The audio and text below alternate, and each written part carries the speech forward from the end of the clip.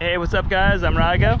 And I'm Brandon. And today we're gonna run through the new dart wing. We're gonna be talking about wings. Winging. Winging. So we're gonna ping Brandon with some questions and get an idea of what this wing is, maybe who might like it, and his insights being a company insider. So yeah, I'll let you take the lead on this one, man.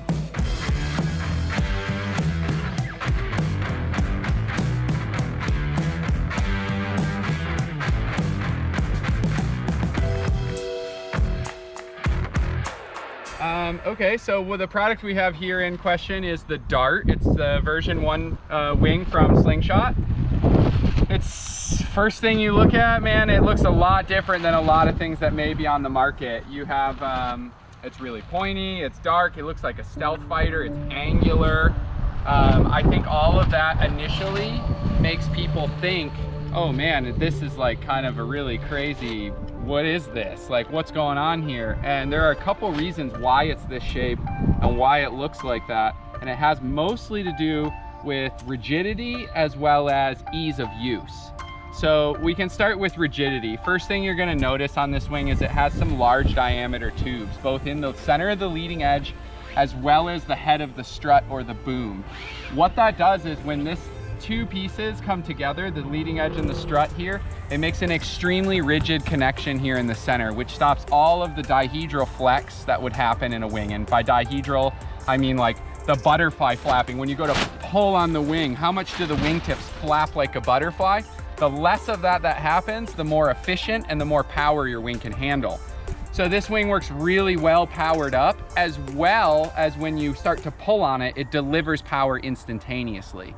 And that's because of the larger diameter leading edges. Now, if you just were to throw a large diameter leading edge on a wing, you probably have a wing that has a lot of pull, but it might not go upwind that well, right? Or it might be slow because you got to push all of this through. When you're riding, you physically have to force this leading edge through the wind. Second great thing, pointy.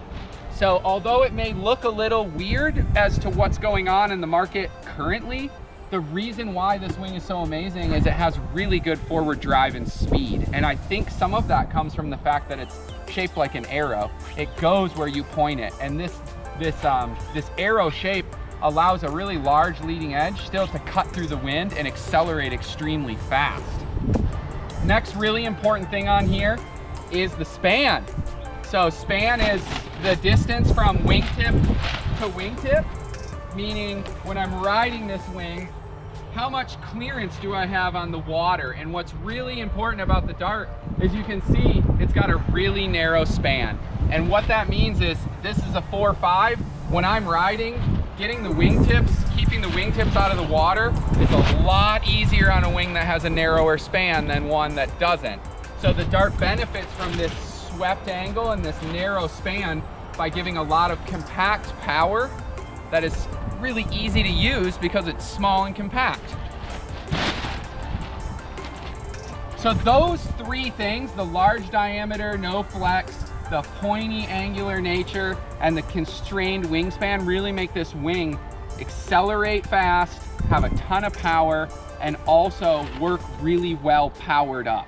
So for people that are looking for maybe a wing that they can ride in stronger conditions, one that they may want to start learning their first jumps on, or someone who just wants a really compact, powerful wing for a place that often features 20 knots of wind, this wing really performs well in those conditions, and it really has a good driving forward kind of feel to it. You can see it also comes with harness line attachments, multiple handles for different holding. I tend to find that when I'm really powered up, I can ride really wide on this thing, way out here on the handles.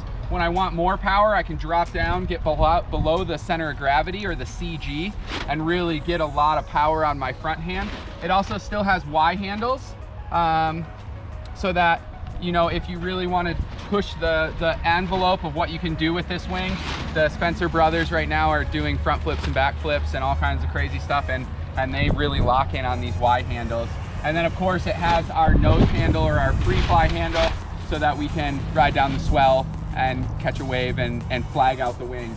I think for a lot of people, this wing kind of hit the ground running is like, oh, it's an aggressive wing. And while it is fast and powerful, there are a lot of benefits, those constrained wingtips, all that power that really makes winging a lot easier.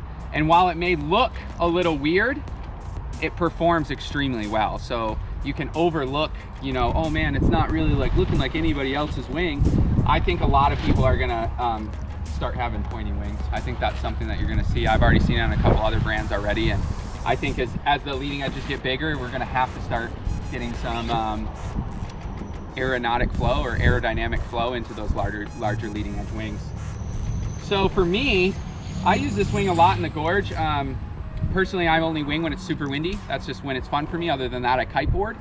So for me, I generally ride the 4.0, and the thing's just a rocket ship, man. You can jump super high. You can go really fast, like you go upwind really fast, which is really nice to cover the ground. And yeah, it's explosive. I really enjoy this product on the windier days in the gorge for sure. Dude, that was super informative. I actually don't have any questions. You literally pinged everything that was on my mind. If you guys have any questions though, let us know in the comments. Tucker will get back to you on that one. If you found the video helpful, you know, give Brandon a thumbs up, hit that subscribe button, and we'll see you next time on Wing Wednesdays.